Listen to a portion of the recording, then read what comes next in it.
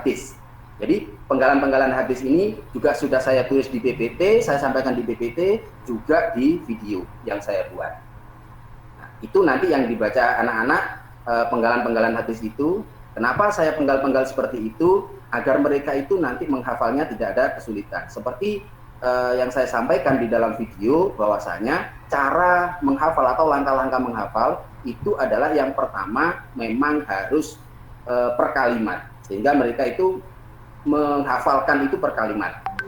Jadi seperti itu. Nah, itu pun saya suruh mereka membaca berulang-ulang sampai mereka betul-betul hafal. Nah, setelah hafal, saya meminta mereka untuk mendemonstrasikan di depan kelas, baik secara berkelompok, kemudian dilanjutkan kalau memang sudah lancar secara perorangan atau secara individu. Kemudian saya juga meminta mereka untuk mencermati hafalan dari yang anak-anak yang sudah maju itu. Kemudian saya juga memberikan refleksi untuk memberikan semangat kepada mereka itu. Bentuk refleksinya mungkin nanti saya contohkan. Kemudian masing-masing kelompok itu saya beri tugas untuk menulis lafadz hadis amal soleh. Jadi ketika mereka saya suruh untuk menulis hadis amal soleh ini, anak-anak tidak boleh melihat buku. Kenapa seperti itu? Karena di awal sudah saya sampaikan bahwasanya ketika melihat, ketika mengamati bacaan itu sambil mengamati atau melihat tulisannya, sehingga mereka tidak hanya hafal hadis itu, akan tetapi mereka juga bisa menghafal tulisannya dengan mengingat-ingat. Jadi seperti itu. Nah, setelah mereka menuliskan lafadz itu, ya, ini masing-masing kelompok menunjukkan hasil tulisannya itu ke depan, kemudian kelompok yang lain memperhatikan dari tulisan yang sudah mereka tulis. Apakah tulisan itu sudah betul atau belum? Kemudian yang terakhir saya meminta peserta didik untuk mengerjakan tugas yang ada di LKPD, dan saya menyuruh mereka untuk memperhatikan instruksi yang ada di LKPD. Kemudian yang terakhir saya memberikan penguatan berkaitan dengan materi hadis tentang amal soleh ini, bahwa hadis ini memang harus betul-betul dihafal, sehingga ketika kita melakukan sesuatu yang berhubungan dengan hadis ini, kita tahu dasar hukumnya. Kemudian yang terakhir, di kegiatan penutup, saya mengajak peserta didik untuk menyimpulkan bahwasanya harapan saya mereka bisa menyimpulkan bahwasanya pembelajaran ini tadi, yang pertama adalah harus banyak membaca. Kemudian yang kedua, dengan banyak membaca kita bisa menghafal dengan baik. Itu harapan saya yang akan disimpulkan oleh anak-anak. Kemudian saya berpesan kepada mereka untuk membiasakan diri mengamalkan ajaran yang terkandung di dalam hadis tentang amal soleh itu. Yang terakhir, saya menyampaikan kepada mereka agar mereka untuk belajar tentang materi yang selanjutnya, yaitu tentang menerjemahkan hadis amal soleh. Yang terakhir, saya bersama-sama mereka juga mengakhiri pembelajaran dengan doa. Di sini biasanya doa yang saya pakai yaitu dengan lagu itu untuk doanya. Jadi itu rentetan dari kegiatan pembelajaran yang saya lakukan di tema hadis amal soleh, subtema menghafal dan membaca dan menghafal serta menulis hadis. Terima kasih. Assalamualaikum warahmatullahi wabarakatuh. Mungkin ada yang tanyakan, Ibu? Ya, Pak Miftahul Huda, saya ingin Bapak mempraktekkan menutup tadi itu, menutupnya. Tadi kalau Pak Saiful Bahri kan membukanya dengan membaca hadis tapi menggunakan balonku. Ini Pak Fathul tadi juga ya, oke. Karena ya saya ingin melihat. Oke. Bisa saya contohkan ya, Bu, untuk betul, ya. Biasanya anak-anak itu membacanya seperti ini. Bismillahirrahmanirrahim.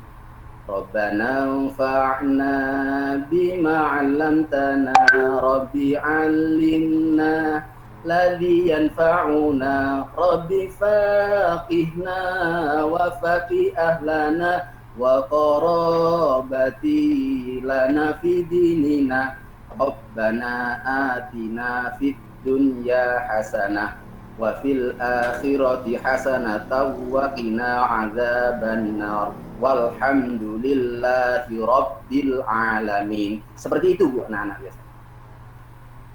Baik, terima kasih Pak Fathul.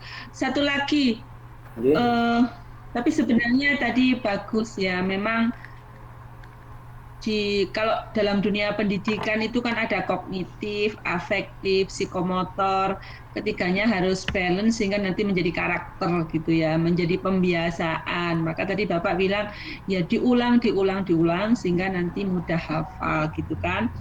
Itu betul sekali. Tapi saya ingin Pak Huda dari semua yang dipaparkan tadi, unsur inovasi dari sumber belajar atau strategi yang dipakai itu di mananya Pak Huda?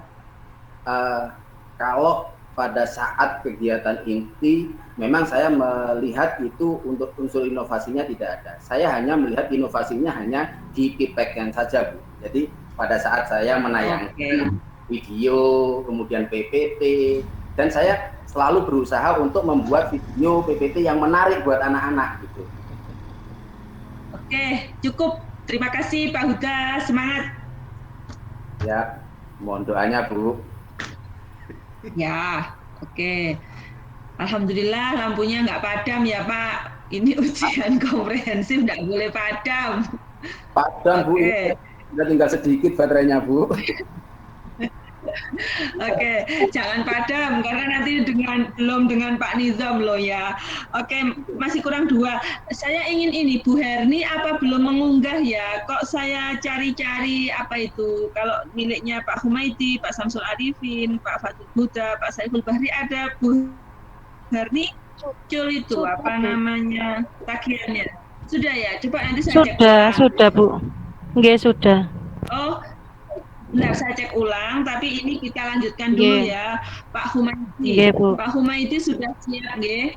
Baik, dipersilakan Pak Humaidi untuk memaparkan, menyampaikan perangkat dan perencanaan pembelajarannya, monggo. Mohon maaf sebelumnya Bu, memotong sebentar. Iya. Mohon maaf saya Pak Huda Bu, mohon memotong sebentar. Tadi kan untuk Pak Saiful Bahri, jenengan meminta untuk nge-share di grup. Sedangkan saya tidak minta cantumkan Bu untuk apa-nya. Gimana Bu? Apa masih perlu di-share di Bapak, kalau sudah dicantumkan saya sudah bisa melihat sehingga saya sudah bisa. Jadi yang benar itu seperti miliknya Pak Huda harusnya dicantumkan. Jadi kita bisa membaca, menelusuri. Jadi kalau yang sudah dicantumkan tidak perlu Bapak. Jadi sudah. Ya, yang belum kemudian ya sama Pak Huda. Yang belum mencantumkan, tapi tadi kan bilangnya saya sudah buat loh, maka saya harus mengejar mana link YouTube-nya akan saya cek. Kemudian ditulis di WA group. Bagi yang sudah diketik, ditulis di PDF, maka Bapak sudah selesai. Bapak sudah menunjukkan itu. Begitu. Mohon maaf baik, Ibu, Pak, kalau link YouTube saya juga sudah mencantumkan di Oke. cuma kartunya yang belum. Kalau sudah berarti kalau sudah berarti itu nanti saya untuk menelusuri, untuk meng-cross check dengan perencanaan yang dibuat oleh Bapak Ibu. Jadi tidak perlu menulis di WA group. Oke, kita begitu nggih Bapak. Berikutnya kita lanjutkan Pak Humaidi. Yang keempat, disilahkan monggo. Assalamualaikum warahmatullahi wabarakatuh. Waalaikumsalam warahmatullahi wabarakatuh. Terima kasih Bu dosen dan Ibu Bapak Pamong dan teman-teman sekalian. Pada pertemuan kali ini saya menampilkan RPP. Kebetulan RPP-nya Pak Huda, Pak Samsul ini juga terkait dengan amal soleh, namun subtemanya beda-beda. Saya mengangkat subtema tentang makna hadis tentang amal soleh. Karena makna hadis itu bisa diartikan terjemah dan juga bisa diartikan tentang kandungan hadis. Sehingga kami tulis dengan makna hadis. Jadi subtema kami kami ambil dengan judul makna hadis tentang amal soleh.